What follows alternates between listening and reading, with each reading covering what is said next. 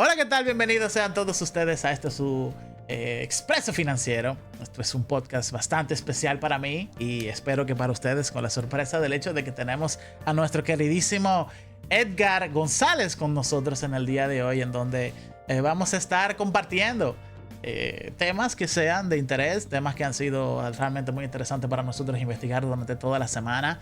Es algo que hemos estado guardando de manera bien silenciosa, a fin de que sea una verdadera sorpresa para todas las personas de la comunidad del Expreso Financiero. Y Edgar, hermano del alma, honestamente que muchísimas gracias por tener el honor de compartir, de darme el honor de poder compartir contigo ya de una forma más cercana, de una forma virtual, sí, pero de la misma forma un poco así como que ya no solamente por el grupo de WhatsApp, sino más bien que tener un one-to-one. Bienvenido, ¿qué tal todo? ¿Cómo te sientes? No, hermano, feliz de estar aquí compartiendo espacio contigo. Realmente el honor es mío de estar delante de usted. Pero aquí estamos, gracias a Dios. Y la verdad es que el formato que vamos a estar compartiendo en el día de hoy es un formato que hemos estado ya conversando de diferentes ocasiones, y el mismo Edgar se lo puede decir a ustedes. La solución es tratar de ver cómo uno puede crear más contenido en un formato que no lleve tanta preparación como los videos normales, ¿no? Tanta investigación como los demás videos, y en donde podamos comentar entre nosotros noticias que nos interesan, noticias que vemos que realmente sería bueno tratarlas, y que son temas que son muy de la actualidad, muy de que, ok, si yo duro 2 semanas, 3 semanas investigando un tema, bueno, que esto lo podamos tratar de una manera más inmediata. Entonces, hermano, presente usted, vamos a ver las cosas que te han interesado durante la semana. Bien, bien. Bueno, la verdad es que no solo en la semana, sino que yo he estado viendo cómo el tema del análisis técnico ha llegado a un buen auge a través de la comunicación, claro está, de que más y más personas tocan el tema de una u otra manera y hacen referencia a ello. Y es un tema realmente interesantísimo, ya que tiene tiempo, pero que a través de la comunicación y las conexiones que hacemos en redes sociales, pues ha tenido mucho auge. Yo quería traer más o menos algunas ideas con respecto a esto, de dónde viene, cómo se usa y cuál es este concepto y qué tiene que ver eso con nosotros. Entonces, Vamos arriba. quiero iniciar definiendo. Siempre es bueno comenzar definiendo términos. Entonces, si tenemos que tener una idea simple de lo que es el análisis técnico, no es más que es la forma de enfoque o de inversión que se enfoca en el estudio de patrones de precios históricos para predecir futuros movimientos de precios. Eso es lo que es en esencia el análisis técnico. Y se diferencia del análisis fundamental, que es el que más conocemos, porque este se basa en el estudio de fundamento económico de una empresa o un mercado para determinar su valor intrínseco de ello, ya sea estado financiero, de empresa, flujo de caja, etc. Y todo esto es con el objetivo de determinar si el precio actual de dicha acción o de mercado refleja realmente el valor que debe de tener. Así que la diferencia entre ambos métodos de estudio o de análisis radica en que el método que usa cada quien, es decir, radica en cada forma de decisión que toma. Entonces, mientras el análisis técnico se centra en los patrones de precios y volumen, el análisis fundamental se centra en los datos económicos y financieros. Ahora bien, es interesante que a pesar de que se conoce, el análisis técnico ha tenido ciertas controversias a lo largo del tiempo. Y es porque... Pero muchas. Sí, sí. Muchas. Y uno de los principales puntos en contra que se puede resaltar del análisis técnico viene de la hipótesis de los mercados eficientes, que eso la propuso Eugene Fama en los 60. Él trabajó y su trabajo sugirió que debido a que los mercados son eficientes en ese punto, estos deciden, o mejor dicho, reflejan toda la información disponible en ese momento, y que como la refleja, es imposible superar el mercado de una manera consistente usando cualquier otro tipo de análisis, incluyendo análisis técnico.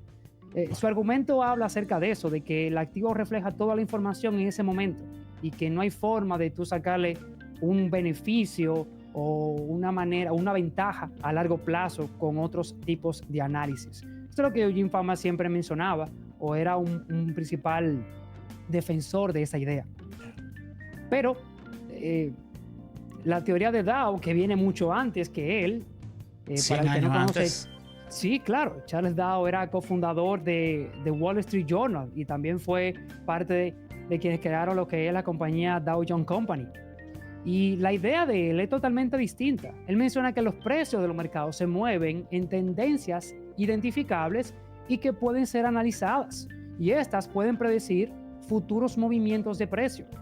La idea de él es que por medio de la observación tú puedes ver patrones históricos que tienden a repetirse. Y él propone que un análisis de estas tendencias pueden identificar oportunidades que se pueden aprovechar para una inversión.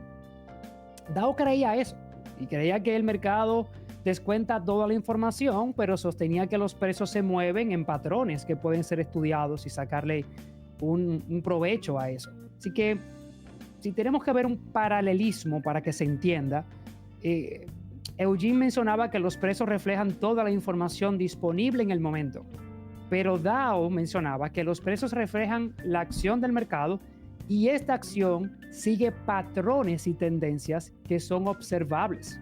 Ahí la diferencia. Yeah. Y Dow tenía la razón en ese punto. Entonces, obviamente hemos tenido ahora un gran impacto esta teoría, ya que ahora tenemos el gran auge de la tecnología, el acceso a la información que antes no se tenía.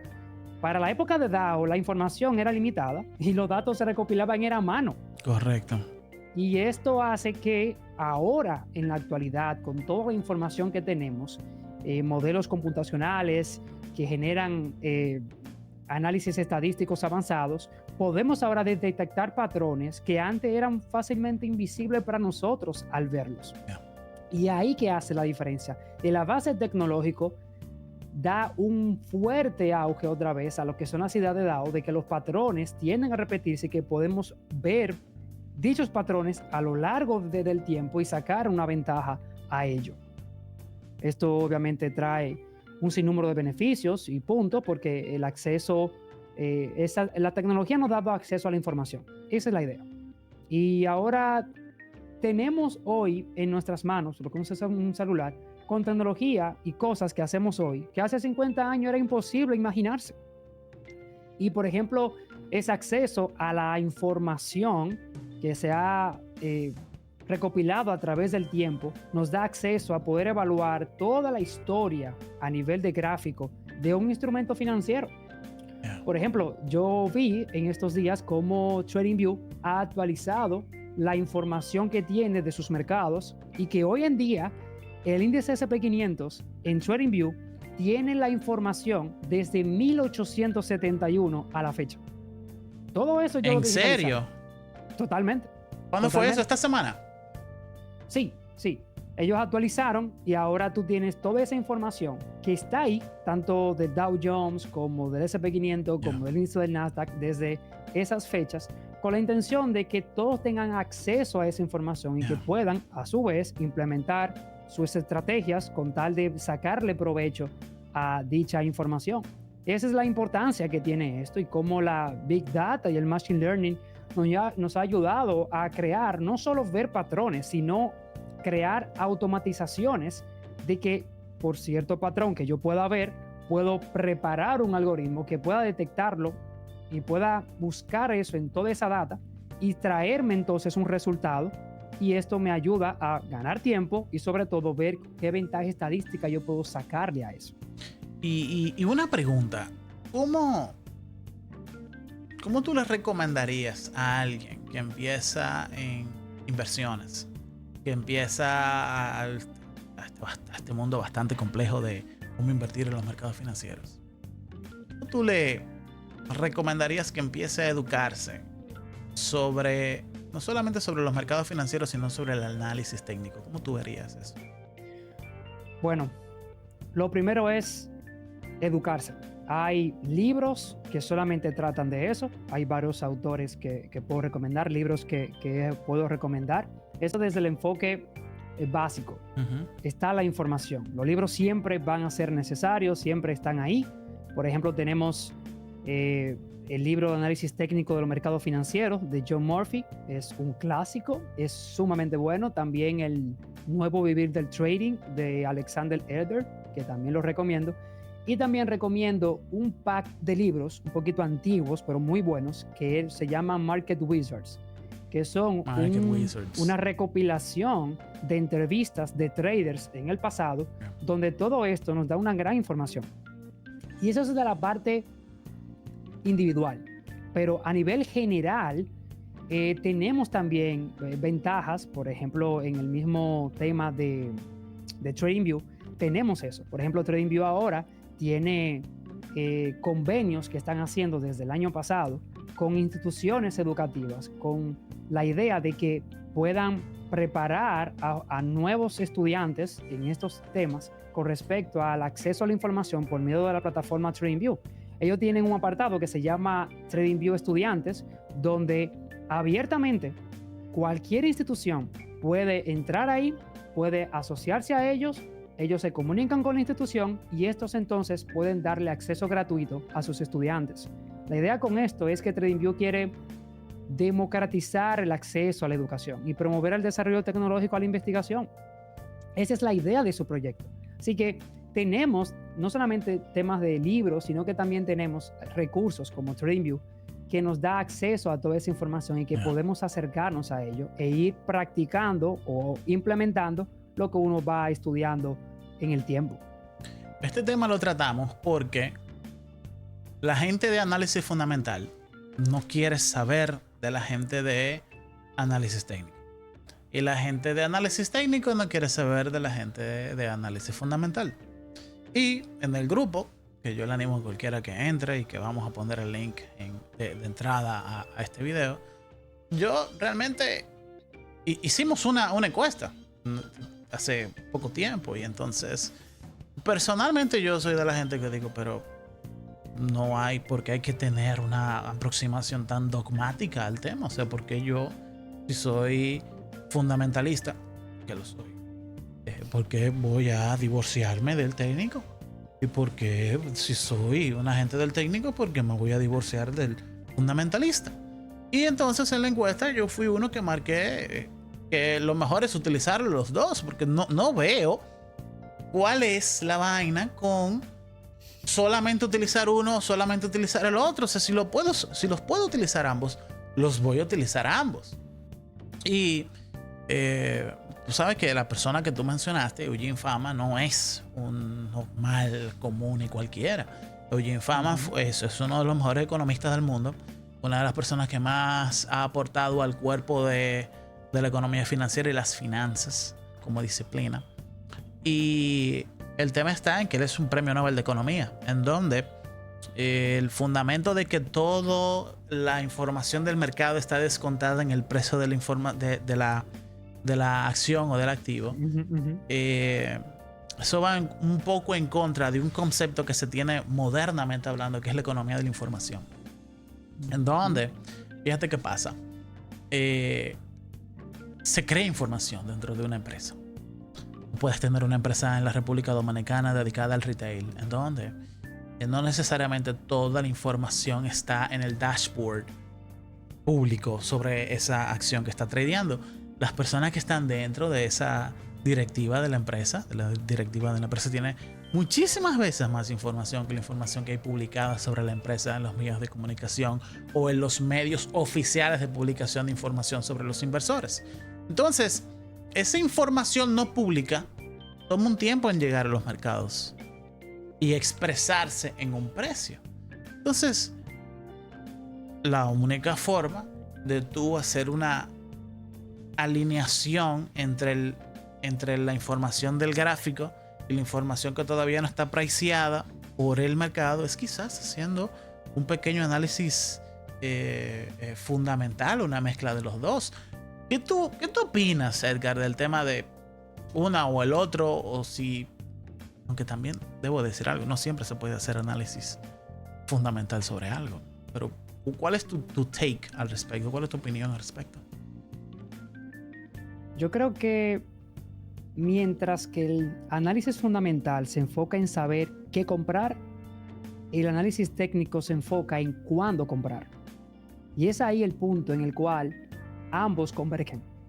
La idea es sacarla de ambos, utilizarlas como herramientas para poder entonces tener un mayor approach acerca de la investigación que estoy haciendo. No está de más, son herramientas. Y como mencionas, es bueno no quedarse solo a un extremo, sino usarlas, porque la tecnología nos ha llevado ahora a tener ese acceso que antes no teníamos. Y veo que en muchos lugares, a nivel de formación curricular actual, queda rechazado aún todavía lo que es el análisis técnico, a pesar de toda la información que tú puedes encontrar. Y yo creo que ese tema... Es que no todo el mundo. Es que una de mis temas con el análisis técnico. Por ejemplo, nosotros estábamos hablando los otros días de la certificación CMT.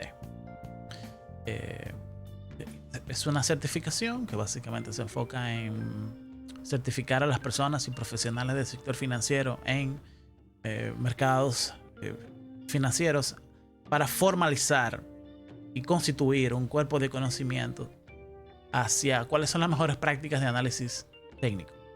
Eso es una forma de decir lo que la certificación CMT.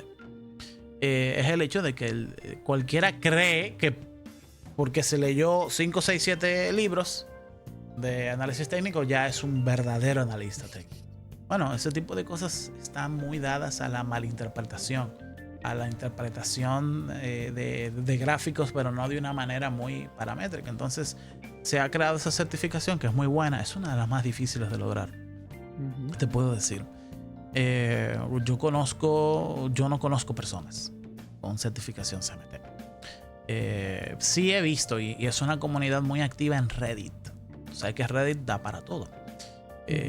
Ahí hay FRMs, ahí hay CFAs, ahí hay economistas, ahí hay muchísimas personas dedicadas al stock analysis. Es difícil uno prepararse de forma académicamente correcta sobre análisis técnico. ¿Cómo tú empezarías? ¿Cómo tú le recomendarías a alguien que vaya quitando esa nube de conocimiento? Aunque al principio como que ¿por dónde empiezo? Me interesan el análisis técnico, pero ¿por dónde voy? ¿Qué tú harías? ¿Qué tú le aconsejarías a alguien que nos está escuchando ahora? Sí, como mencionamos antes, cuando tú comienzas a leer, por ejemplo, el libro de análisis técnico en los mercados financieros de Murphy, ellos comienzan siempre con modelos cuantitativos, que son sencillamente herramientas que utilizan fórmulas matemáticas y estadísticas para analizar los datos históricos, como precio y volumen, y estos son gratis y tienen la mayoría de las plataformas hoy en día. Estas herramientas sirven para identificar tendencias, momentum, que es como la fuerza de dirección de un activo, y posibles puntos de entrada y salida en el mercado. Entonces, cuando tú vas conociendo este mundo, o sea, yo no estoy hablando de chartismo clásico todavía, sino sencillamente herramientas de modelos cuantitativos. Tú tienes, por ejemplo, medias móviles que indican la dirección general del mercado. Tú tienes un RSI que puede mostrar si una acción está sobrecomprada o sobrevendida. Tú tienes un MACD que revela cambios en el momentum.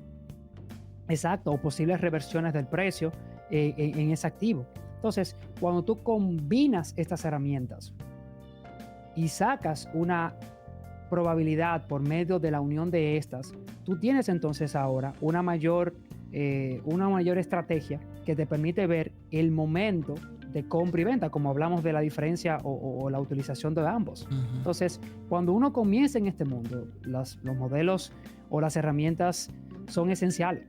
Lo bueno es que son gratis, están unidas en la mayoría de los brokers hoy en día o de las plataformas de análisis técnico y te permiten ir probando, ir viendo cómo esas funcionan. Entonces, bueno, por ejemplo, vamos a ver algo aquí de dicha implementación que nos va a ayudar a tener una idea. Vamos a compartir.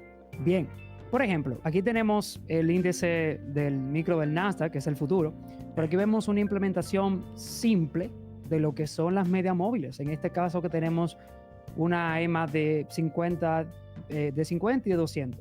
Llámese 50 y 200, nos referimos a días, un periodo de días de 50 y 200, porque esas herramientas se utilizan o los datos que toma para tener en promedio estas líneas que se ven aquí, la roja y la verde, son a través de los cierres del mercado, o mejor dicho, los cierres de precio de velas anteriores. Entonces, una forma simple, no la única, pero simple. Que se puede mostrar y ver un patrón repetitivo es que cuando la EMA de 50, que es la verde, cruza por encima de la EMA de 200, tú tienes una posible dirección alcista. Aquí en esta línea amarilla subiría que tengo acá, el precio. Veo el cruce, exactamente, veo el cruce de confirmación de que el precio va al alza. En este caso vemos también el movimiento del cruce y vemos aquí a la baja cómo el precio termina otra vez en una tendencia bajista. Aquí igual, mire este cruce inmediato cómo dispara el precio. Y eso es solo una forma de utilizarlo. Tenemos también un ejemplo en el mismo tema de las acciones de Nvidia. En este caso podemos ver cómo no solo vemos las EMAs en los cruces por las tendencias bajistas o alcistas, sino que también vemos el RSI, como por debajo, y esto también es una implementación básica del RSI, como cuando el indicador te muestra que el valor está por debajo de 30, que es esta línea acá, indica que está en una sobreventa. Y en este caso, el precio tiende a recuperarse en este punto. Entonces también cuando el precio está por encima de 70 en este punto, indica una sobrecompra. Y esto puede también indicar un momento en el mercado que el precio puede ser una posible corrección. Cuando uno aísla el indicador solamente utilizando una sola herramienta, no tienes toda la información.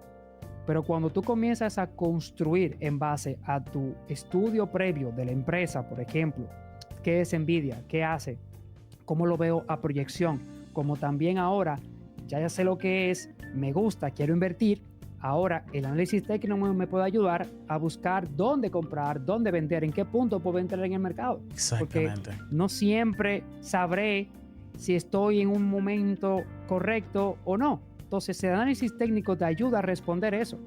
Y hay un sinnúmero de herramientas, un sinnúmero de formas que puedes combinar el tema de los RSI con las EMAs para tener una mayor probabilidad de encontrar el mejor punto que para ti sea el correcto. El más como funcional. También saber, exacto, y como también saber hasta qué punto quieres mantener la posición. Entonces todo esto nos da el análisis técnico. También quería aprovechar para enseñarte aquí la información que ha agregado TradingView. Por aquí favor. podemos ver lo que es el SP500, el índice. Lo pongo en temporalidad semanal para que pueda compactar la data. Entonces aquí en la parte inferior vemos la fecha de donde se ubica el precio. Si se dan cuenta aquí abajo en la parte inferior. Entonces si le damos para atrás, miren cómo ellos ahora han agregado este dinosaurio aquí, indicando que desde ahí comienza la historia.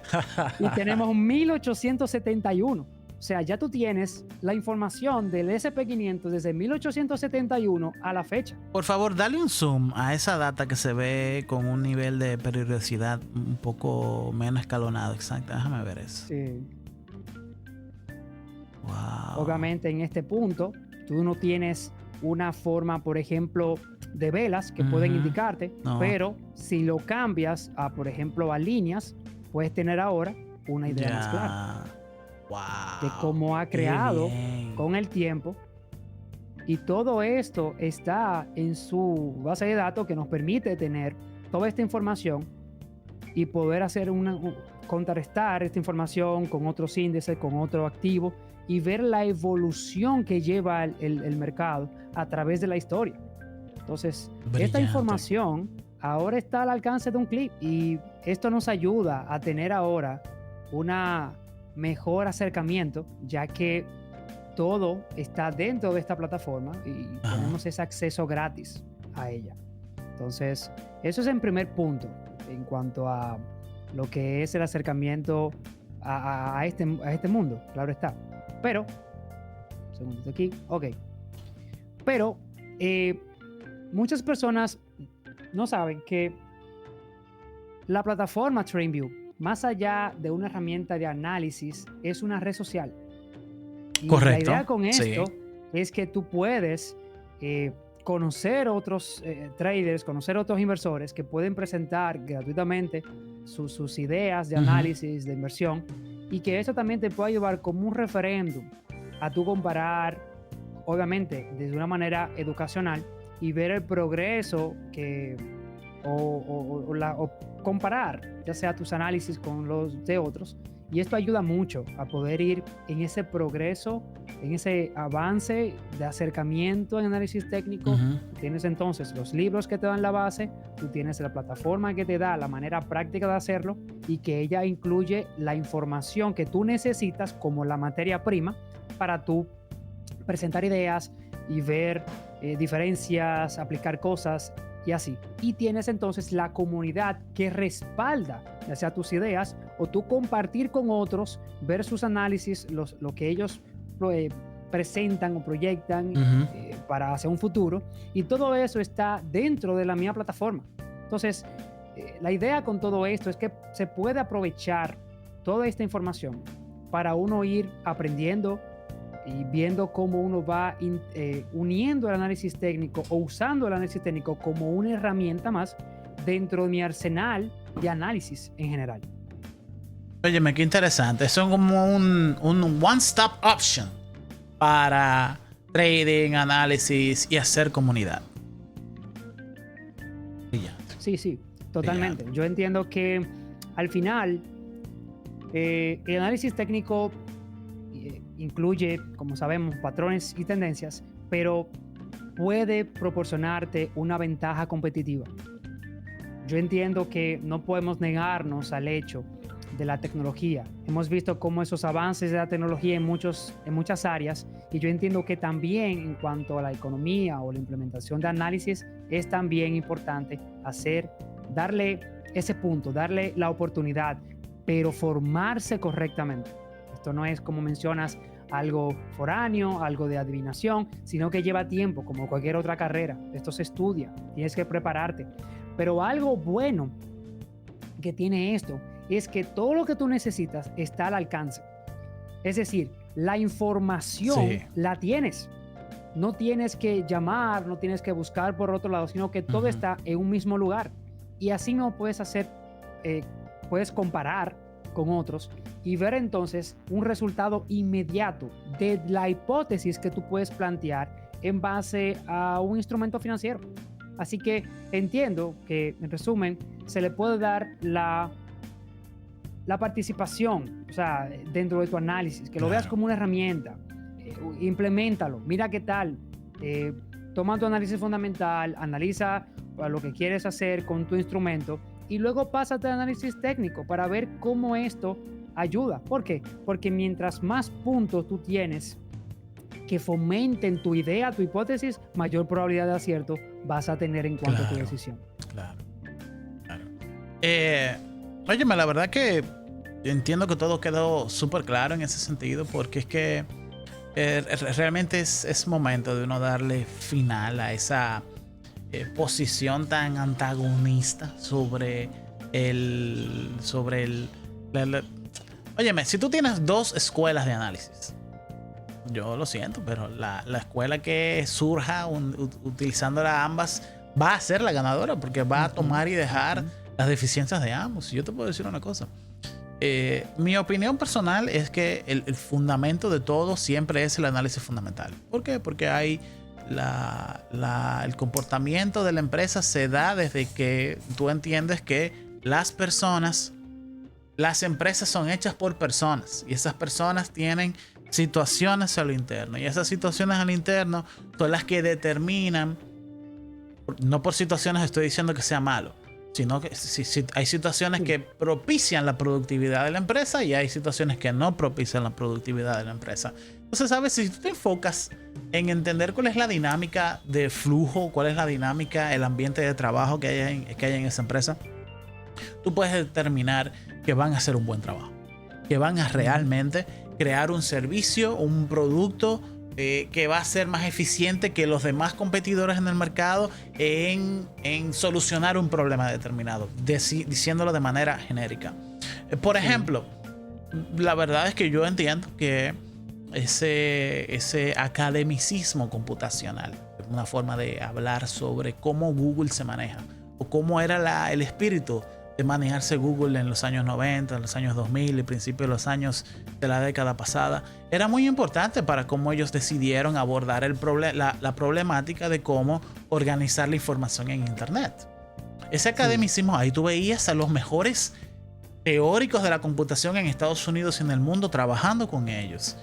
Entonces hubo un cambio, Edgar, en la cultura de trabajo, en el academicismo en sí de Google. Desde hace un tiempo para acá se enfocaron en proyectos que son un poco hasta más sencillos de realizar, más hacia el consumidor final. Entonces eso ha tenido un cambio. No voy a decir si bueno o si malo, pero eso ha hecho que Google ya no sea al día de hoy tan high-end como lo era antes. O sea, en el 2015 Google estaba haciendo las herramientas que necesitaba, perdón, en el 2005 Google estaba haciendo las herramientas que necesitaba para el 2015. Y cuando llegaba el 2015, entonces ya toda esa tecnología estaba súper pulida. Entonces, en el 2015, cuando llega Sundar Pichai, cosa como que cambió. Como que cambió de manera sustancial.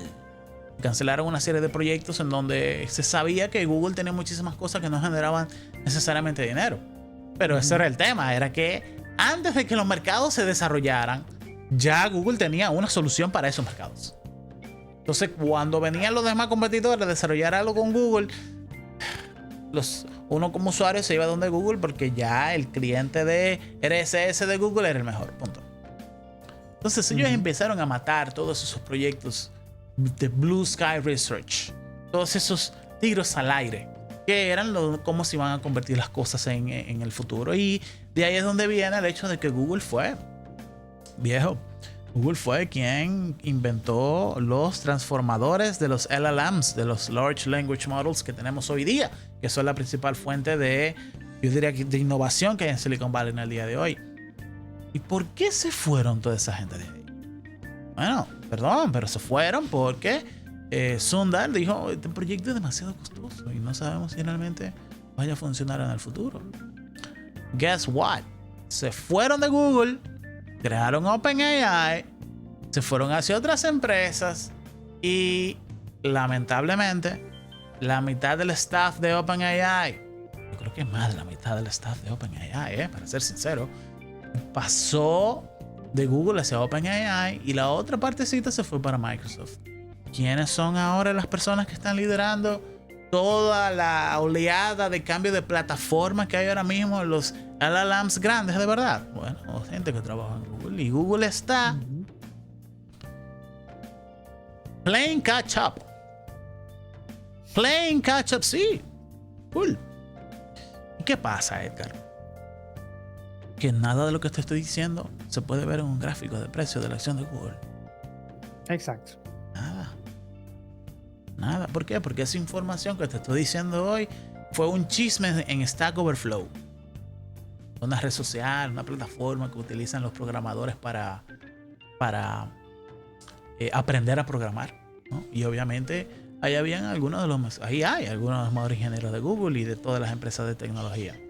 Y entonces ahí había, eso es un foro, uno lo puede buscar, un foro, tú entras y cualquiera puede aprender a programar ahí. Entonces habían conversaciones del 2016, 2017, 2018. Tú podías, lo más cercano que tú podías ver ahí era cuál era la cuenta de inversión en investigación y desarrollo de Google, que hubo un momento en el 2017 que estaba súper alto, bajó de repente. Sundar hizo otro programa más de eficientización de gastos, ¿no? Enfocándose en puros vectores financieros. Y la acción de Google estaba creciendo muchísimo en ese momento. Lo que pasa es, como lo dijo Jeff Bezos en un momento determinado, para cuando llegue el trimestre, los resultados del trimestre, tú tienes que haber trabajado 6 trimestres atrás para que el trimestre de hoy se dé bien. O sea, tú estás trabajando lo que tú ves hoy, futuro. Exactamente, lo que tú ves hoy es el resultado del trabajo y del sacrificio de hace un año y medio. Entonces tú tienes que hoy trabajar para que dentro de un año y medio se vea. Y si tú no tienes ese scope, ese telescopio, de inversión y de saber para dónde va la tecnología y la industria, tú estás muerto. Sí. Y lamentablemente, tú muy bien entenderás que ese umbral a veces se puede salir de lo que es el análisis técnico. Entonces, ¿qué es lo que tú haces? Bueno, tú utilizas una mezcla de ambas cosas. Es mejor tú mezclarlas ambas y ver por dónde van las cosas. Y otra cosa que nunca está mal es invertir en todos los competidores del mercado, porque al final no es un tema de que yo quiera invertir solamente en una sola empresa, es en el sector. Claro. Entonces, si yo quiero tener una exposición, Edgar, al oro, bueno, no es solamente en Gold Corp o en Barrick Gold que tú vas a invertir en todas las empresas mineras que hay en el mundo que de una o de otra manera se especializan en la producción de crudo, de oro. Y de esa forma ya tú tienes una exposición a todo un mercado. Y eso es así. A veces, por ejemplo, y lo estuvimos hablando en el grupo, yo les recomiendo a cualquiera de nuevo que entre y forme parte si es de su interés. Hay una brillante comunidad de gente ahí. Estuvimos hablando del uranio. El uranio es un mineral que se utiliza mucho para la generación de energía nuclear, de electricidad mediante energía nuclear. Y el tema es que no tiene un derivado. Tú no lo puedes tradear como un mineral, como si puedes tradear. O sea, Sí. no es un commodity. Entonces, ¿qué tú haces? Que tú compras acciones de empresas vinculadas a la producción de uranio. Que si tú tienes, ¿no? Cuando ese mineral sube de precio, entonces suben las acciones de esas empresas. Pero no necesariamente hay una base de datos con precio del kilogramo de uranio o la tonelada métrica de uranio en un mercado. O sea, hay mercados cuya estructura de precio y la frecuencia de precio del mercado hace imposible un verdadero análisis técnico. Porque el análisis técnico tiene un supuesto. Y es el supuesto de la liquidez. De que siempre hay gente comprando y siempre hay gente vendiendo un activo. Y sucede que no necesariamente es así. Hay empresas muy importantes y poco conocidas que tú le ves el gráfico de sus acciones y tú ves que hoy marcó precio. Pasan 2 semanas y marcan precio. Pasan 3 semanas, marcan precio. Pero entre esos periodos de tiempo hay un vacío, no hay una línea de precio, Edgar. ¿Y qué sucede? Bueno, que se rompe la posibilidad de hacer análisis. Bueno, ahí no se puede hacer un MACD, por ejemplo. No hay forma, porque si tú rompes la periodicidad entre un precio y el otro en línea de tiempo, si no puedo marcar el precio diario, vas a tener un gap. Exacto, y ese gap no es que el indicador supone que no existen esos gaps. Exacto. Entonces, yo lo que quiero es sencillamente decirle al público que si tiene la oportunidad de hacer las dos cosas, hagan las dos cosas, no se casen con una, no hay necesidad literalmente de hacer una sola cosa. Al menos ese es mi take. Y así lo hago, o sea, hay libros de análisis fundamental, por supuesto, pero también hay muchos de análisis técnico. Y yo creo que lo mejor es interesante lo que mencionas, porque ahí vemos puntos en los cuales tú tienes instrumentos que pueden interesarte para invertir, pero no existe datos a nivel de gráfico que tú puedas sacarlo. Ahí entra el análisis fundamental. Exactamente. Como también tú tienes grandes instrumentos que por la cantidad de información que tienen, a lo mejor la idea puede limpiarse un poco con análisis técnico. Déjame ver cuál es el momento, cuál es la intención que está llevando el activo a través de la historia, a través del tiempo, porque cuando yo investigo tengo mucha información. Entonces, es el equilibrio. El punto es buscar el equilibrio entre las dos. Exactamente. Yo creo que estamos completamente de acuerdo en ese sentido. Yo creo que definitivamente no tenemos una posición contrariada ni nada por el estilo, y te lo digo sin sinceridad. O sea, lo mejor es la mezcla de las dos cosas. Claro. Sí, a veces uno confía más en un analista que en otro, ya que esos son mercatas minutas. A veces tú no puedes encontrar un análisis técnico y un análisis fundamental sobre el mismo activo. Y eso es importante. A veces sí lo puedes hacer, por ejemplo, tú te puedes encontrar un reporte que te diga sobre la producción mensual o anualizada del oro. Clarísimo que sí. Y si tú sabes buscar en dónde, tú puedes saber cuánto oro hay producido en un momento y cuántos contratos derivados del oro hay en un momento determinado. Y una de las cosas que hemos estado conversando tú y yo es el hecho de que a veces la cantidad de capital invertido en el derivado es superior a la cantidad de subyacente que hay. O sea, la cantidad de petróleo en futuros es muchísimo más grande que la cantidad de producción de crudo.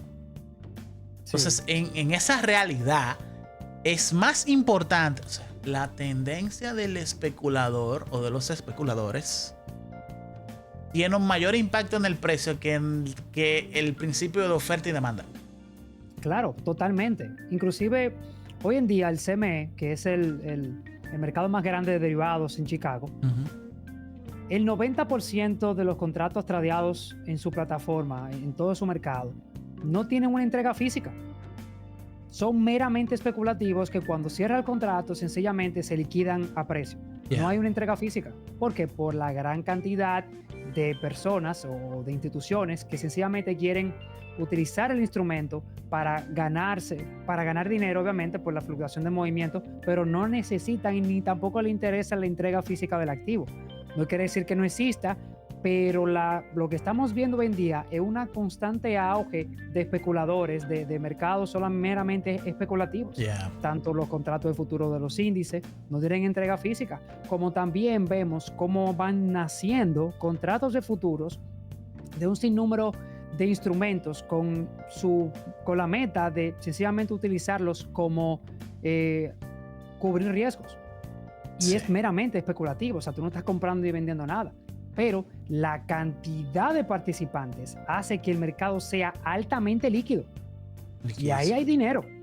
Nada mal, absolutamente nada mal con ser especulador. Créame, el especulador tiene una función económica. El especulador es quien trae liquidez a los mercados. Si tú tienes una tierrita en un campo y hay un especulador que le gusta muchísimo comprar y vender tierras, déjeme decirle que ya tú te salvaste, porque ya tú sabes quién te va a comprar esa tierra a ti, ¿no? Claro, estoy utilizando un ejemplo con un mercado poco líquido, ¿no? Pero la especulación es lo que le trae al mercado liquidez, y la liquidez siempre es bienvenida. Pero lo que dice Edgar, y corrígeme si te malinterpreto, es que hay que ser un profesional en la materia de uno. O sea, tú tienes que saber que hay derivados que se entregan. Hay derivados que se entregan. Hay contratos en donde tú compras, ¿qué te digo? Dígase 10,000 toneladas métricas de fuel oil número 5. Y al mismo tiempo que tú buscas el capital, entonces te preguntan, se entrega el 10 de junio. ¿En qué puerto se lo dejamos? ¿No? Ese es un mercado. Pero hay un segundo mercado que es... hay contrapartes, otras instituciones financieras que compran esos activos y lo compran para prestárselo a otras instituciones financieras. Esas instituciones financieras desmaterializan eso y crean muchos otros contratos derivados cuyo valor de esos nuevos contratos depende del precio del primer contrato de fuel oil número 5. Y entonces eso se llama activo sintético. Y el activo sintético es, al final, son mercados que pueden ser mucho más grandes que el mismo mercado de los derivados que se entregan, y que hay que tener muy en cuenta cuánto capital hay en un mercado sintético en correlación al cuánto capital hay en el mercado de derivados entregables. ¿Por qué? Porque eso te puede ayudar a ti a decir, puede haber una burbuja, Edgar, en X mercado. ¿Por qué? Porque hay 2 o 3 o 5, 6, 7x más capital líquido en el derivado que en el del entregable. Dependiendo de cuál sea tu apetito al riesgo, eso puede ser un red flag para tú no colocar tu capital ahí, o eso puede ser agua para pescar en río revuelto, en dado caso de que haya una información poco esperada. Claro, hoy en día, por ejemplo, cuando tenemos un reporte financiero de cualquier índole, una noticia, una empresa, la información llega en tiempo real a todo lugar. Entonces, ¿qué sucede? Tú mencionabas, por ejemplo, que en el mercado de acciones, cuando tú buscas una acción y tú ves su progreso, por ejemplo, en el tiempo, tú vas a encontrar ciertos niveles que no se ve análisis técnico ahí, no hay, digamos así, forma de graficar el precio porque hubo muy poco volumen, muy pocos participantes. Los contratos de futuros, en el tema de meramente especulación, meramente especulativo el contrato, permite tener un mayor capital de inversión, ser tan líquido, tanto para participantes constantemente, que permite cubrir pérdidas de una manera más fácil. ¿Por qué? Porque puedes entrar una gran cantidad de contratos de manera inmediata, en cualquier punto, en todo momento en el mercado, y eso te permite, obviamente, cubrir por una emergencia que suceda. Por ejemplo, cuando hay una escasez o una empresa petrolera tiene un problema que puede explotar, algo que suceda, que pueda afectar la entrega, que pueda afectar el movimiento inmediatamente esa empresa se puede ver que puede perder dinero. Pero para intentar cubrir de una manera rápida, no va a esperar al otro día para entrar y tratar de vender acciones de X o Y compañía, sino que ahí entra el futuro. De una manera que tú puedes abrir una cantidad de contratos para ponerte en corto, que puede entonces el precio dispararse a la baja y tú ganar en corto a través de los futuros sin tener que pensar en el activo físico. De tal manera que al menos puedes cubrir una parte de la cartera en caso de emergencia. Lo que digo con esto es la gran cantidad de participantes, la gran cantidad de dinero que se mueve en el punto especulativo. De tal manera que hace más fácil el poder entrar y salir del mercado de una manera inmediata.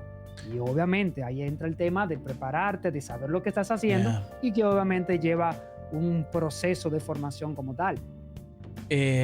Por ejemplo, un mercado altamente especulativo en donde el mercado la cantidad de capital en el mercado sintético, en activos sintéticos, sea mayor que el de derivados entregables. Es un mercado que tiene una altísima exposición al riesgo de tasa de interés. Porque los sintéticos siempre tienen una tasa de interés que es la que le da forma a la existencia y la duración del mismo en el tiempo. Y entonces cualquier incremento de tasas de interés puede significar gente que gana dinero y gente que pierde dinero.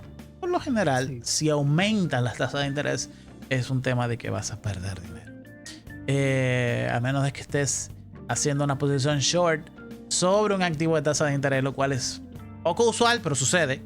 Poco usual, pero sucede. No se lo recomiendo a nadie porque no es apto para cardíacos.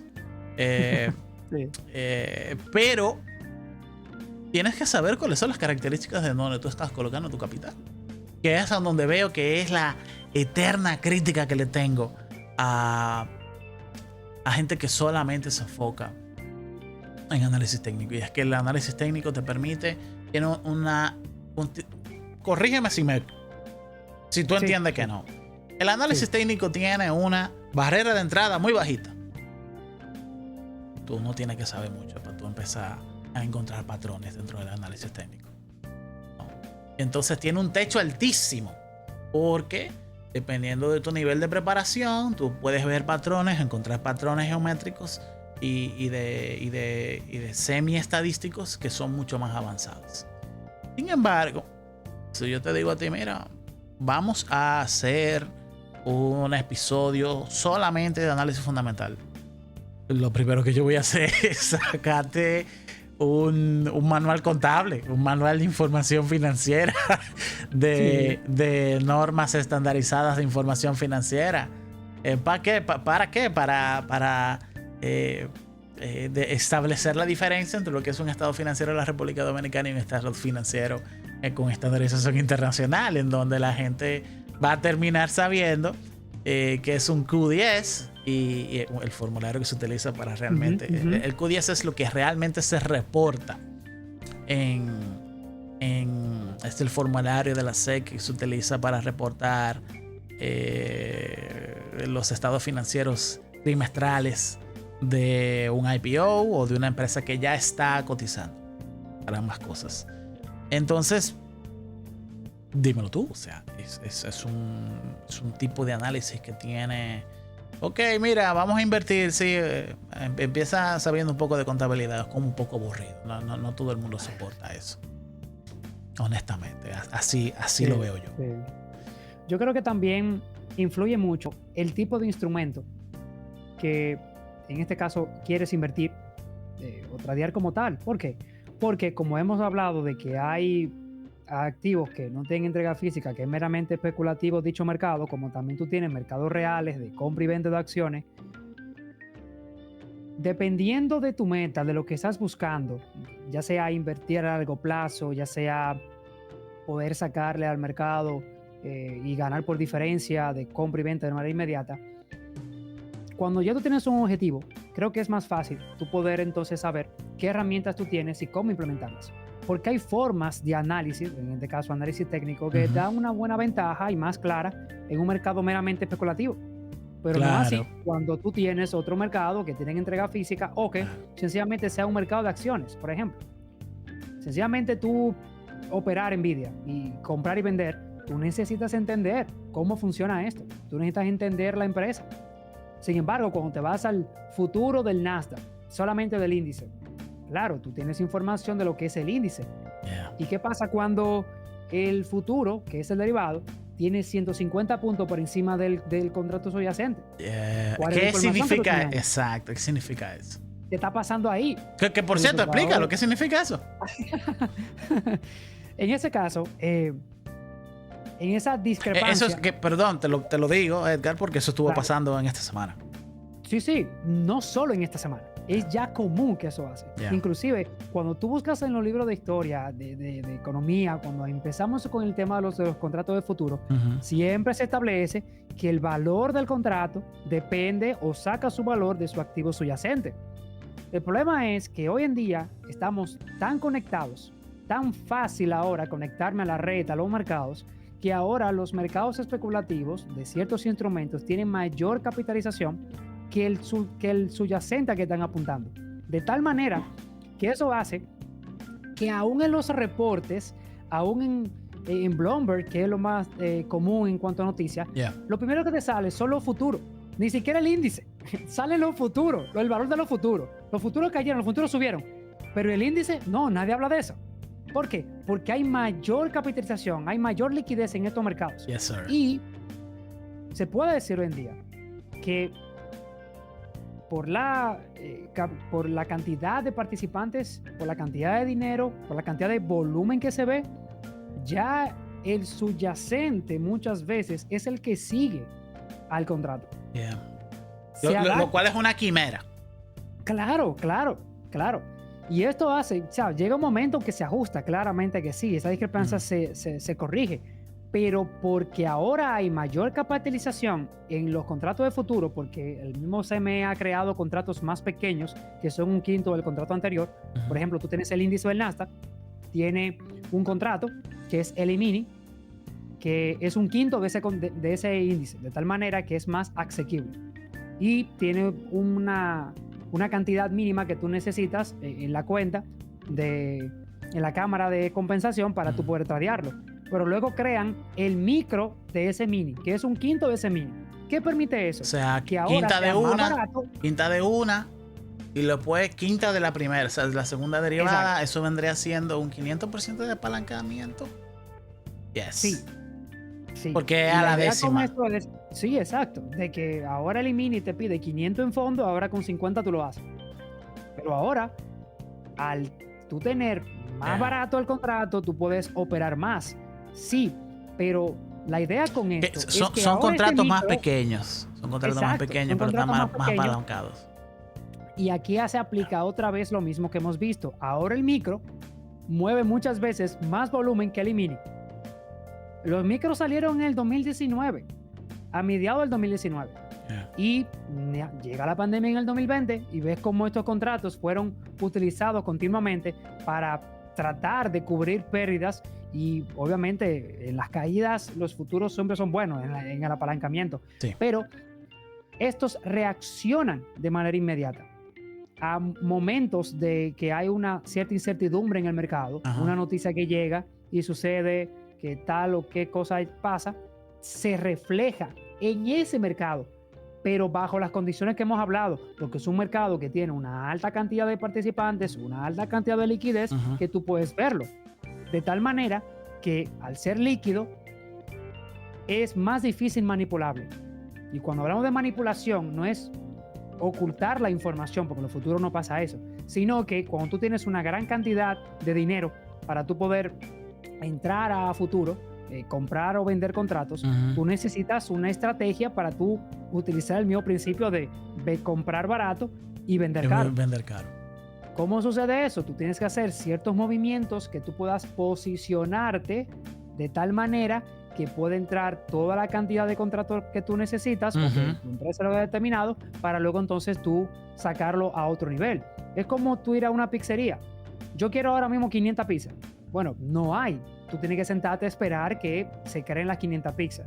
Bueno, en lo futuro tú ves ciertos movimientos que puede verse que el mercado esté en un mismo nivel y luego dispara. ¿Qué sucede aquí? Ahí tú estás viendo cómo están entrando una gran cantidad de contratos, tú ves el volumen que se dispara, pero tú no ves movimiento. ¿Qué está pasando? Igual, están posicionándose para hacer una acción. Y esto se ve en lo futuro de los índices por la cantidad de volumen que tienen. Yeah. Entonces, como son tantos participantes, necesitan una gran cantidad de dinero. La posición que tú y yo podemos entrar en el índice, en el contrato, no lo mueve. Ya estamos hablando de millones de dólares para tú mover un punto del contrato. Estamos hablando de whales, estamos hablando de gente que totalmente. Tiene mayor capitalización. Entonces, por un lado tú tienes un beneficio de que es un mercado totalmente líquido, pero por otro lado tú necesitas una gran cantidad de dinero. Y esto a mí me lleva a otro tema que no lo habíamos conversado, pero tengo un tiempo ya hablándolo con otros amigos y colegas. ¿Tú no crees que quizás, solamente quizás, la tasa de interés de la Reserva Federal, que ahora está entre 5.0 y 5.25, más o menos por ahí,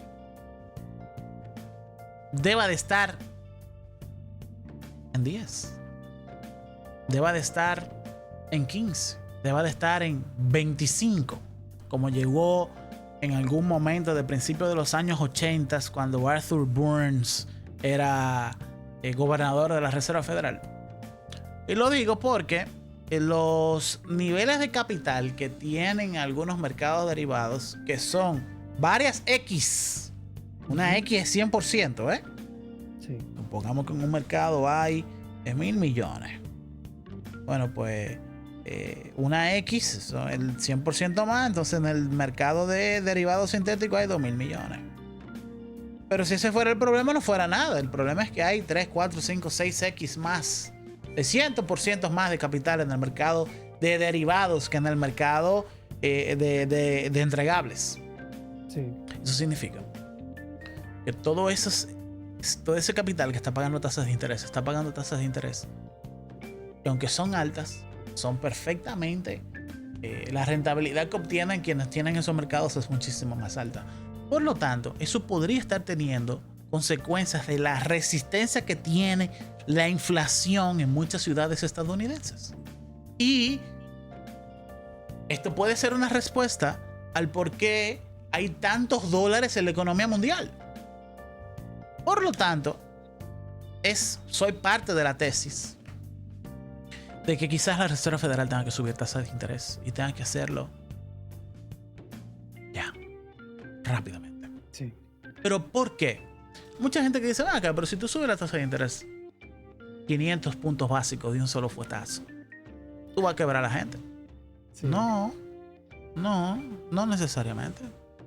Porque es que quizás hay una baja comprensión de lo que es una tasa de interés. La tasa de interés o los tipos de interés son un vector completamente fabricado, político.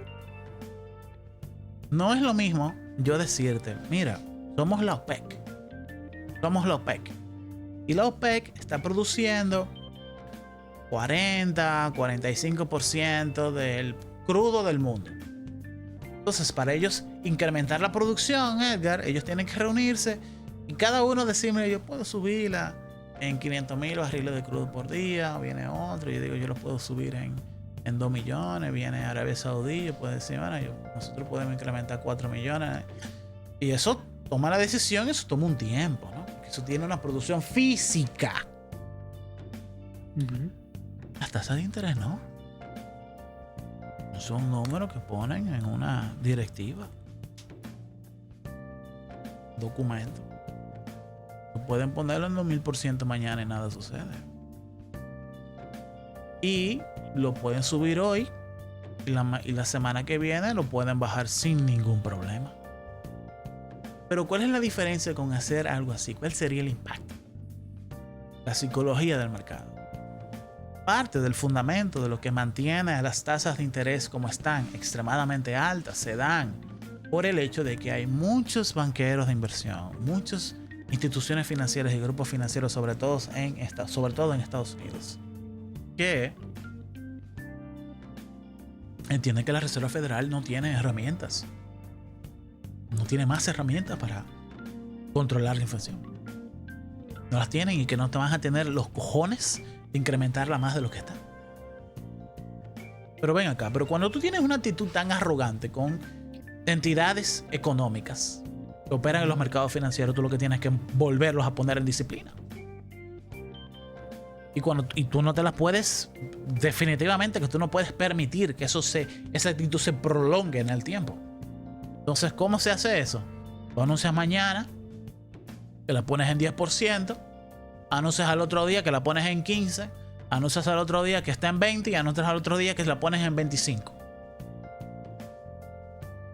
Y de inmediato van a empezar a cancelar todas esas pólizas de activos derivados que tienen una tasa de interés muy baja para el riesgo que implican. Y entonces vas a ir controlando, vas a ir rebalanceando la cantidad de dinero que hay en el mercado de derivados y se va a ir depositando más cantidad en el mercado de derivados entregables. Claro, porque al final cambia el valor. Claro. Y los nuevos bonos que van haciendo tienen mayor valor que las tasas anteriores de los bonos que ya están en emisión como tal.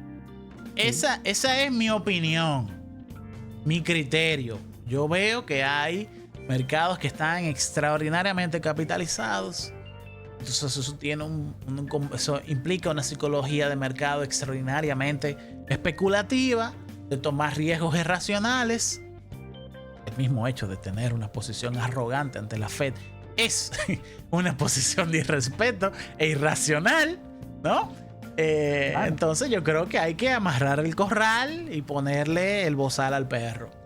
Y yo creo que una buena manera de hacerlo. Es interesante que hablamos de eso también, de que aún para esto, de las variaciones que pueda hacer Powell en la Fed, muy pocos he visto que mencionan, pero hay contratos de futuros que son meramente especulativos, solamente que hacen referencia a los bonos y también de la tasa de interés como tal. No porque, o sea, sí tienen una entrega en el sentido de, tienen un valor en el sentido de hacer la contraposición cuando tú tienes un bono y sube la tasa, entonces tú puedes hacer un corto en futuro de ese bono para tú poder sacarle y mitigarte. Pero también es ver el sentimiento que tiene el mercado, en caso de los especuladores, porque volvemos y decimos que tienen una gran participación, tienen una inmensa participación en los mercados. Entonces, con esto, ya no solamente vemos el PIB, ya no solamente vemos la tasa de desempleo, ahora tenemos que agregar cómo están viendo los especuladores lo que son las tasas. O sea, se va agregando un nuevo instrumento de análisis que tiene que estar dentro de todo lo que tengo que evaluar para tomar decisión, porque estos no será el punto definitivo, pero se toma en consideración. Y es interesante cómo mencionamos que hay un contrato de futuro para cada instrumento que necesita tener una forma de cubrirse. Y esto ayuda mucho a poder liquidar posiciones, como también, en este caso, como tú mencionas, que hoy suban 10, mañana suban 20 y luego pasado mañana suban 30, hay contratos de futuro preparados para eso. O sea, que los especuladores tienen la manera de al menos poder cubrir parte de su cartera en base a eso. Eso es correcto. Príncipe, ¿hay algún otro tema que te falte por explicar en el día de hoy? No. Estamos aquí bien, completo. Hasta ahora. Entonces, hermano, yo creo que la verdad que le he pasado sumamente bien en el día de hoy contigo aquí, Edgar. Hermano, muchísimas gracias por compartir en el día de hoy. A la gente también por hacernos caso con estos temas. Yo sé que ambos temas que hemos tratado son extraordinariamente diferentes uno del otro. Pero cada quien con lo suyo, ¿no? Que cada quien con su especialidad, ¿no? Uno análisis técnico, otro más con un análisis más fundamental. Claro. O el uso de los dos. O el uso de los dos. Claro, no es sentarnos aquí a hablar solamente del estado financiero de Sony, sino también de unas cuantas cosas que no necesariamente están expresadas en esos números. Y ojalá que sea del gusto de ustedes. Ojalá que sea de esta solución que estamos creando a fin de producir más y estar más presente con ustedes en el día a día. Y señores, de verdad, cuiden a su familia porque nadie lo hará por ustedes. Muchas gracias y hasta la próxima. Si han llegado hasta acá, denle like. Pasen muy bueno.